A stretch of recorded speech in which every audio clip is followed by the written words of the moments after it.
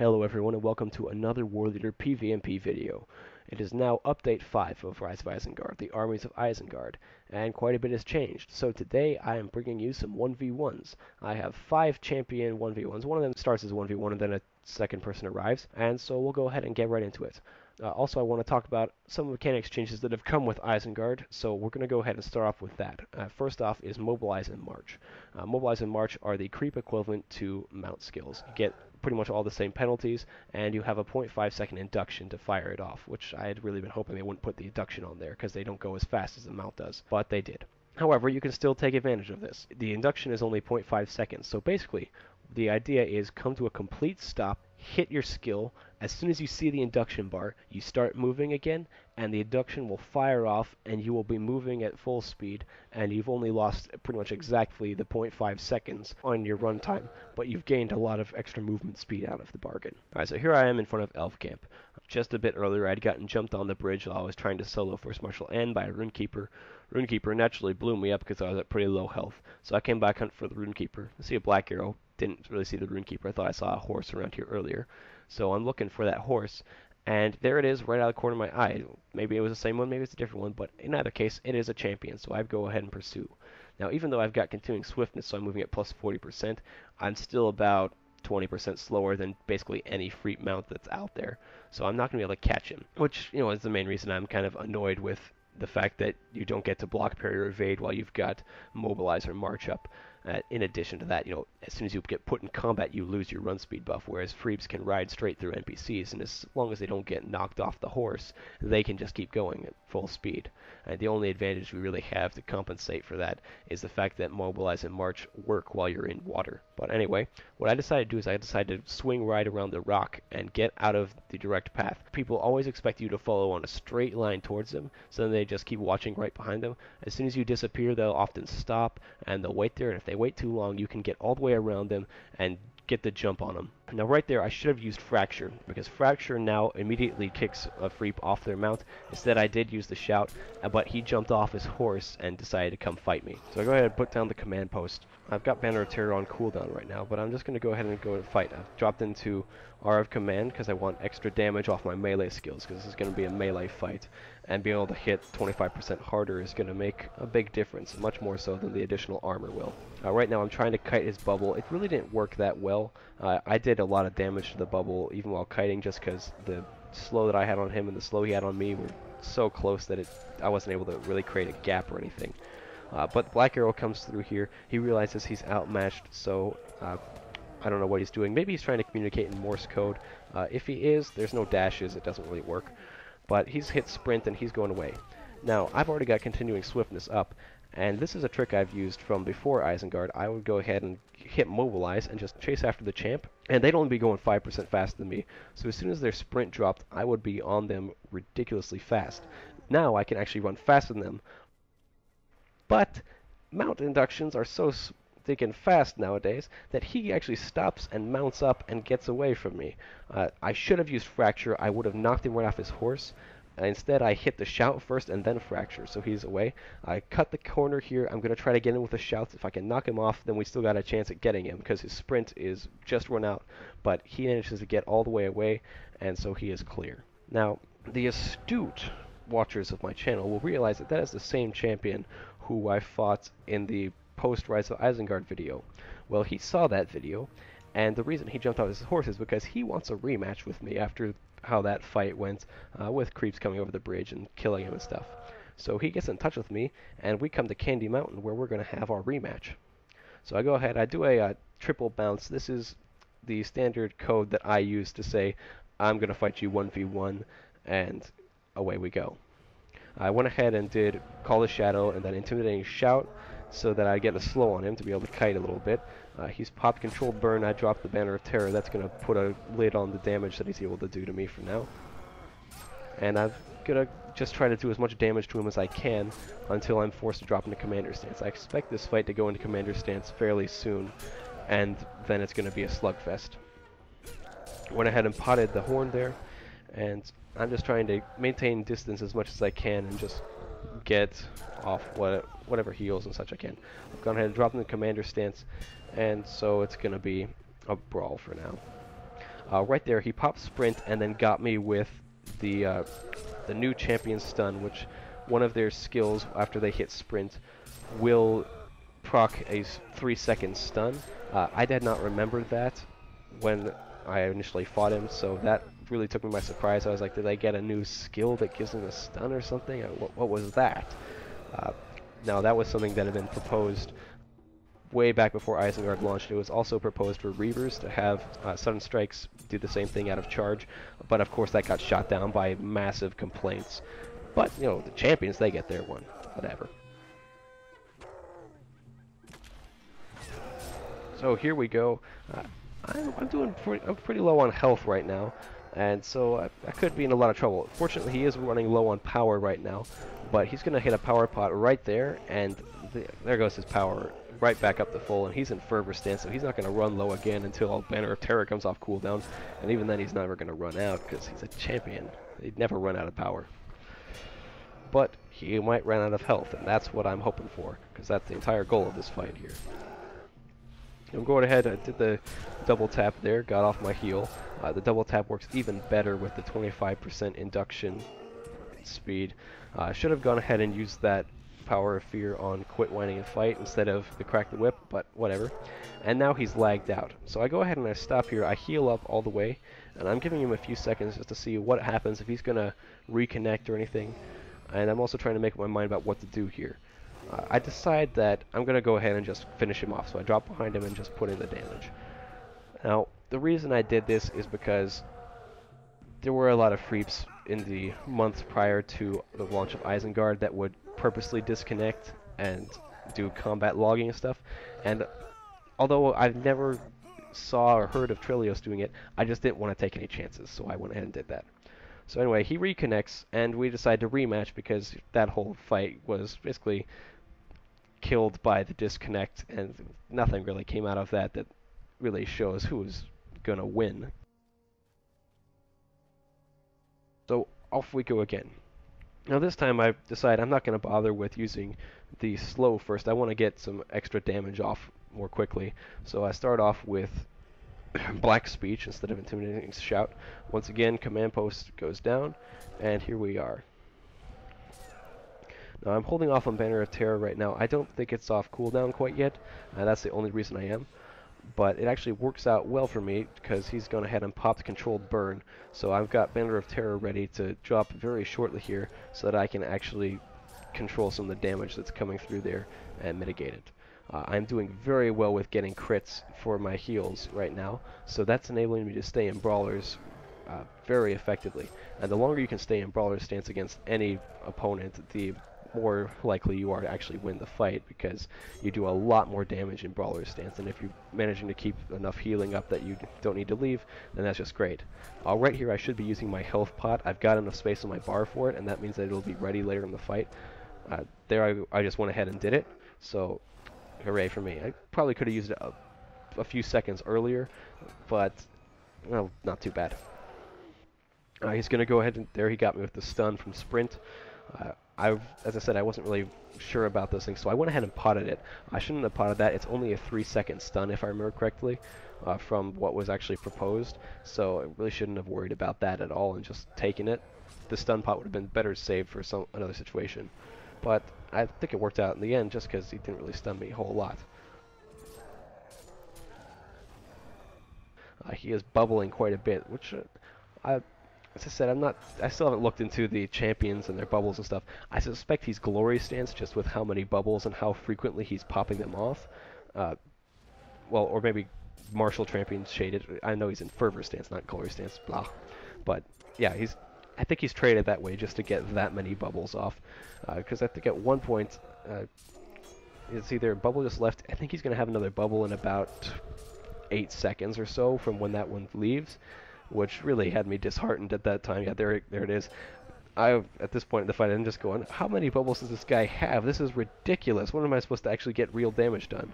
So I decide I'm not going to bother trying to kite any bubbles at this point in time, which is, as I said, advice I'd gotten earlier. I'm just going to try to burst through them and just take the consequences. Unfortunately, I wasn't paying attention to my power levels. I should have dropped into Commander Stance there instead of firing off the call the shadow and shout there. Instead, what I am forced to do now is I need to wait for my power pot to come off cooldown and stay alive until then, which is a pretty hard task to accomplish when you're in Brawler stance because the heals just aren't as potent. Commander stance is your low power management survival stance that you need to use. I really should have gone into Commander stance right there and then used a quit whining and fight instead of firing off the Brawler's crack the whip, but whatever. I'm now in Commander stance, so we're back into the brawling phase, and it's basically just going to be a slugfest. He got a resist right there, a little annoyed with that at the time, but oh well.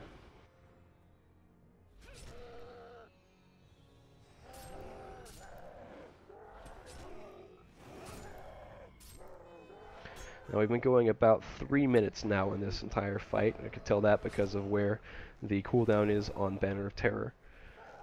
So this fight, both sides are still in it pretty much. I'm very low on the power pool, but this is a place where I'm pretty comfortable fighting. I've got enough practice at this point on my power pool with soloing Captain Generals and stuff like that, that I can do just fine here. And it's not really a huge, massive concern for me. Yes, it's not fun to fight from this power level. It's awkward and stuff, but it's not going to kill me, not going to make me panic or anything, which is just as important as knowing how to actually fight from there, is being able to maintain your head so that you can actually pull it off. I went ahead and redeployed my command post because I realized we've been fighting for quite a while, and I didn't want that thing to despawn me. I actually could have kept that thing up for quite a while, because it lasts about 10 minutes, but I didn't want to take any chances, so I went ahead and redeployed it.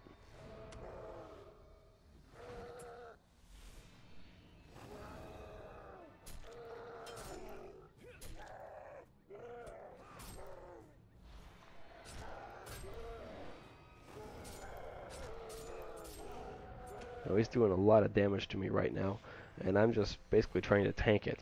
I probably should be dropping into the defensive aura so that I can actually mitigate his damage more effectively, especially with how the fight's going, with how many bubbles he's using and such.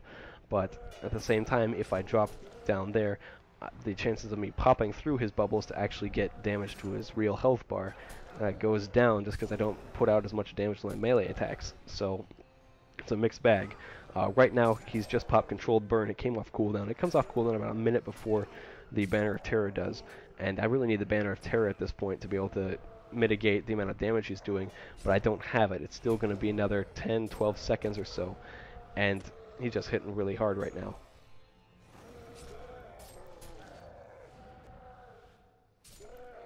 It's about to come off cooldown. I should be dropping it as soon as it pops up, which is right now. That would give me a chance to survive. Still got 1,000 health. Unfortunately, I did not notice it at the time, so that takes out any chance I have of surviving, and down I go. So now it's round 3. I didn't hit record until partway into the fight, and then I smacked myself in the head because I had forgotten to do that. What happened here already is I put down the Banner of Terror. It's already expired, so you know it's already been a minute into the fight. He saved his Controlled Burn because he realized what I'd been doing, and he planned for that.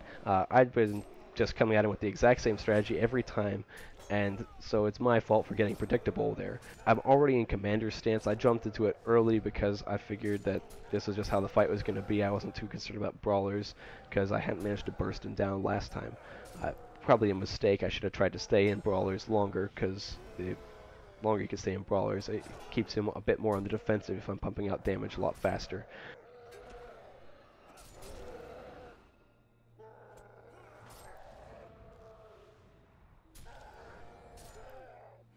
He's gone ahead and put down Controlled Burn, and basically he's got me right now. He's popped a bunch of his cooldowns. My Banner of Terror is on cooldown. I used it earlier, and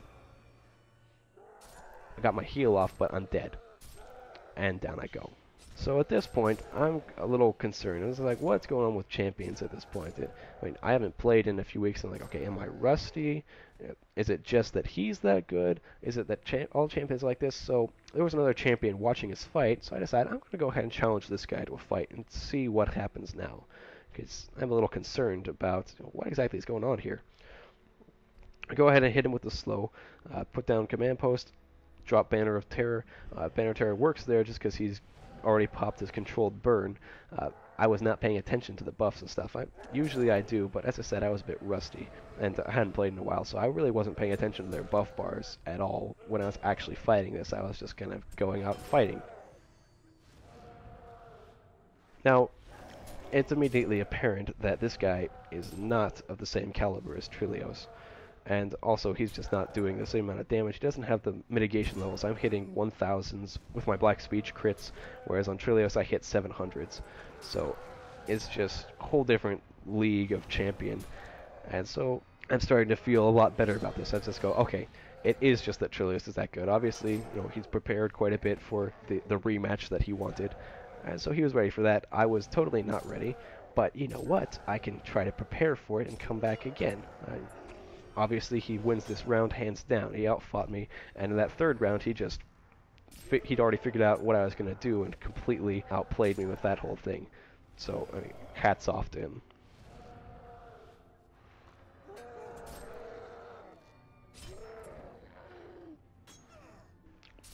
Unfortunately for this little champion, he does not have the necessary stuff to be able to pull off what Trillios can. He doesn't have the mitigation levels. He doesn't have the same size health pool. He just popped Dire Need, and he's already back down close to half health. He hasn't even gotten me below 10,000 yet. I think I've touched 12 once or twice, and that's it. Which is just really bad if you're a champion, because at this point I'm putting out close to the same amount of damage that he is. I haven't dropped out of Brawler stance. He's just in a lot of trouble.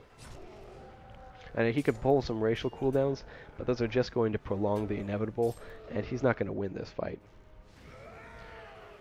There we go, get the crit with Black Speech, and that's the end. Alright, well, as you can see, some interesting fights and stuff there. Obviously, Fraps vary a lot in terms of how well they're built, and then player skill comes in on top of that.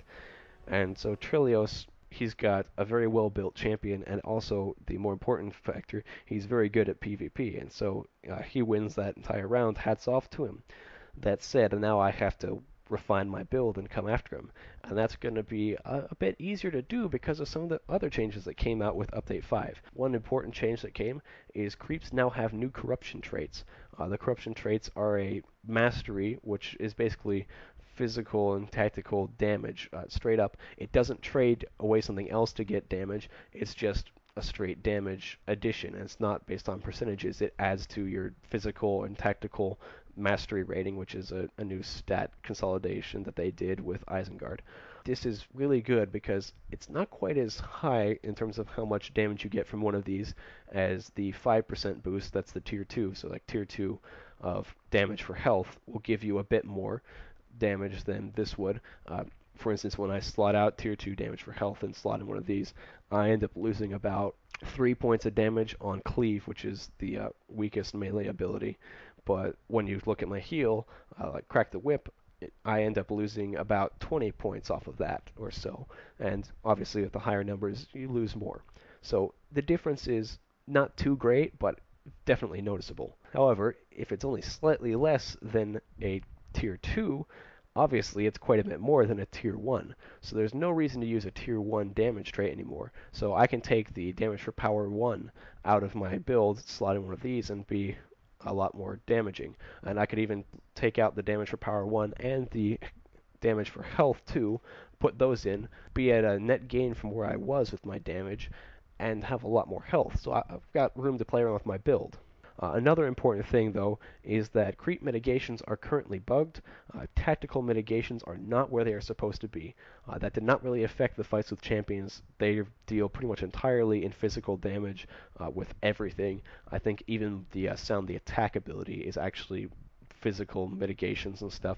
So that doesn't affect anything except for the class horn, really, and that's about it. And maybe resisting the stun that they get off of sprint, but that's not going to happen a whole lot. So, we'll see what happens. And, always happy to fight Trillios. A good champ fight is entertaining to watch. It's great fun to be in, especially, when both people know exactly what they're doing. It can be very entertaining. So, hopefully what we'll get out of this is a lot more good fights for everyone to watch and to enjoy and learn from. And friendly, competitive atmosphere where two players of equal caliber are able to hone their skills against one another and enjoy some good friendly competition. Alright, well that's all for this time. Maybe I'll see you around, and maybe I won't in-game, because, might be on a different server or something. But in any case, good luck and have fun out there. Ugmog is out.